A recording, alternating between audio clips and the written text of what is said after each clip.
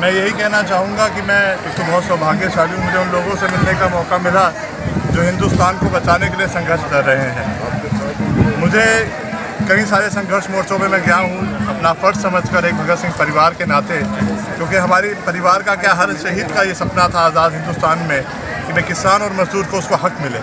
पर 70 साल हो गए, हमने बहुत मौके दे दिए इन राजनेताओं को, उन्होंने वो हमारा हक़ नहीं दिया है। उसी हक़ की लड़ाई यहाँ खटखट टोल में लड़ी जा रही है। 4 महीने से ज़्यादा का समय हो गया किसान आंदोलन को चलते हुए।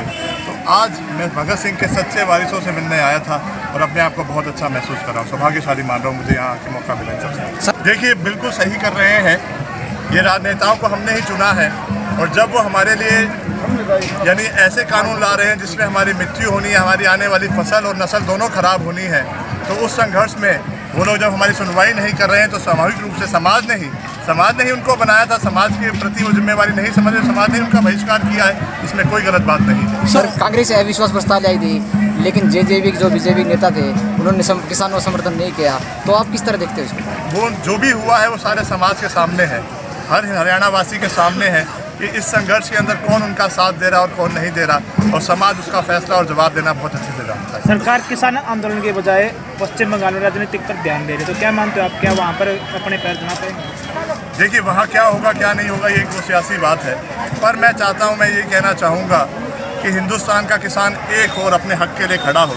हरियाणा, पंजाब और जो ये लड़ाई शुरुआत में जिन्होंने लड़ी है, उन्होंने पूरे हिंदुस्तान के किसानों को, जहाँ पे सरकारी मंडियाँ नहीं थी, जहाँ MSP नहीं था, चाहे वो बिहार हो, यहाँ तक कि कलकत्ता या और भी जहाँ व्यवस्था जहाँ पे नहीं है, उन सबको भी बता दिया कि अपने हक़ के लिए खड़े हो जाओ, MSP पे कानून के लिए आगे आओ। तो मैं यही कहना चाहूँगा, सियासत को खासतौर पर जो हमारी रूलिंग पार्टी है उनको संवेदनहीन नहीं होना चाहिए, संवेदनशील होना चाहिए।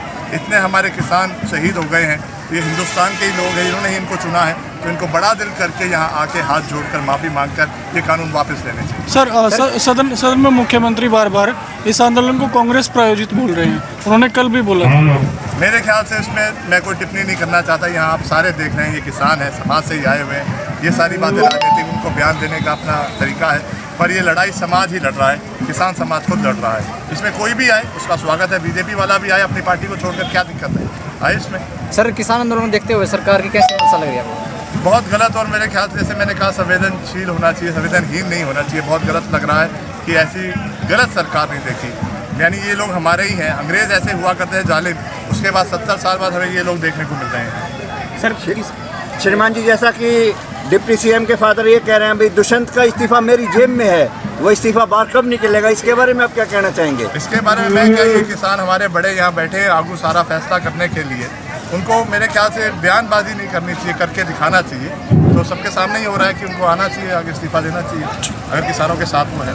ठीक है सर, एक लास्ट क्वेश्चन है, सरकार ने कह दिया कि बिल वापस नहीं होगा, इनमें संशोधन हो सकता है, तो क्या मानते हो आप, ये बिल वापस होगा फिर संशोधन होगा? मेरा तो मानना है ये बिल वापस होने चाहिए। देखिए, इसके अंदर आप देखिए, GST कानून आया था व्यापारियों के लिए, जब से वो लागू हुआ है उसके अंदर मेरे ख्याल से 1000 से ज़्यादा संशोधन हो गए, अभी भी वो ठीक से व्यवस्थित नहीं कर रहा है, व्यापारी बहुत परेशान हुआ पड़ा है हिंदुस्तान का।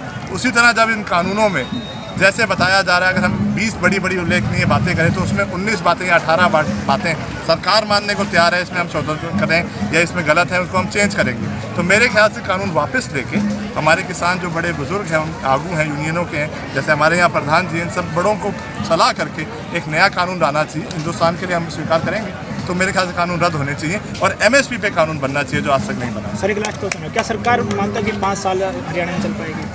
ये तो एक पॉलिटिकल बातें, इसमें तो समाज ने और सरकार के जो नेता वहाँ चुने हुए हैं उनको तय करना है कि भाई हमने जिनके भरोसे हमें यहाँ बिठाया गया राज सिंहासन पे, क्या हम उनकी बातों को मुकम्मल कर पा रहे हैं? मेरे हिसाब से तो उनको अंदर अंतरात्मा होनी चाहिए, तो तुरंत वो सरकार को छोड़ें और यहाँ किसानों के साथ संघर्ष में